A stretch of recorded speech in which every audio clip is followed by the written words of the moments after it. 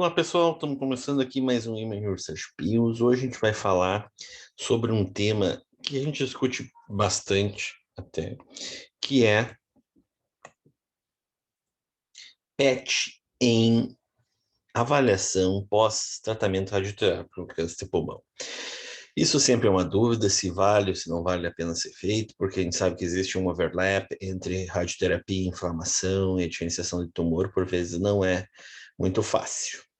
A gente vai revisar alguns artigos nessas pílulas de hoje. O primeiro deles é esse artigo aqui, que avaliou se vale ou não vale a pena fazer PET nos primeiros 3 anos pós-tratamento dos pacientes com câncer de pulmão.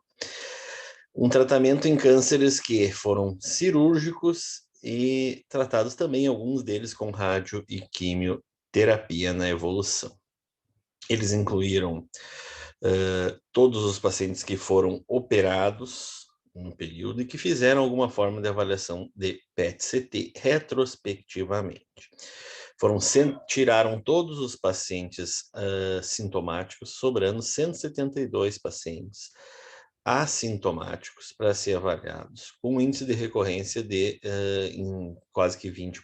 Um índice de recorrência interessante, mas estabelecido já, principalmente porque se incluíram vários pacientes no estágio 3, 2 e 3 de câncer de pulmão. Os índices de detecção foram muito interessantes, chegando a quase mais da metade dos pacientes de estágio 3 e 10% dos pacientes com estágio 1. Óbvio que isso não é um estudo prospectivo, não é um estudo que traz força de indicação imediata, mas é um estudo que faz a gente acreditar em que os pacientes que têm incorrência ou que têm suspeita de incorrência, o PET-CT é um bom método para detecção. Eles usaram como critério definitivo de detecção o follow-up desses pacientes até 5 anos, então conseguiram detectar de fato qual é a acurácia do método do PET para avaliação, concluindo que o PET tem uma alta capacidade de detecção de recorrência nesses pacientes, realizada nos primeiros 3 anos do tratamento desses pacientes.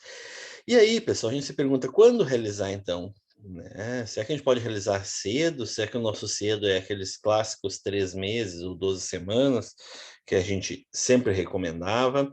E aí a gente começa a identificar na literatura estudos com PET interim, isso é, PET durante o tratamento de definição, o tratamento definitivo radioterápico, para ver como que se prediz resposta terapêutica ou não.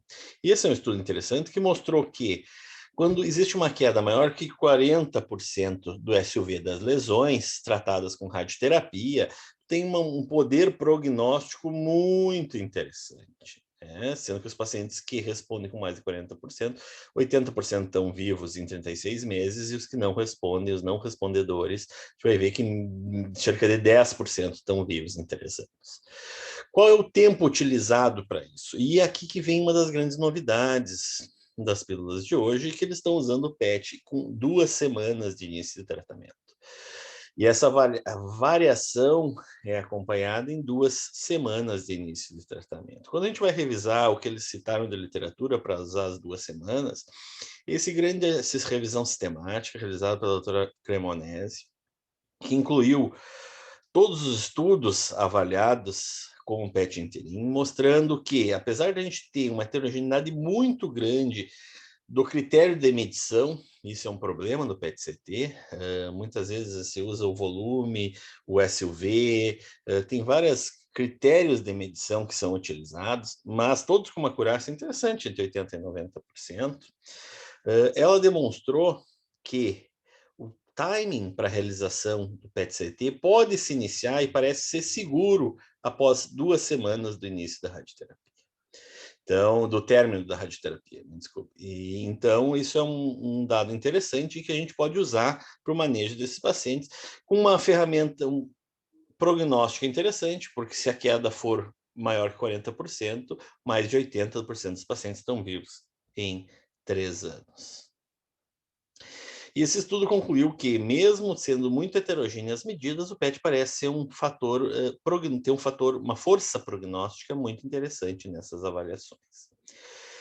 Resumindo, o primeiro artigo sugere o PET como uma ferramenta para detecção de recorrência nos primeiros 3 anos, não realizado todos os meses, mas pelo menos um PET realizado antes do final dos 3 anos de avaliação do câncer pulmão. É claro que pacientes com estágio mais elevado têm um índice de recidiva muito maior que os pacientes de estadiamento 1, onde esse índice de recidiva é menor, em torno de 10%.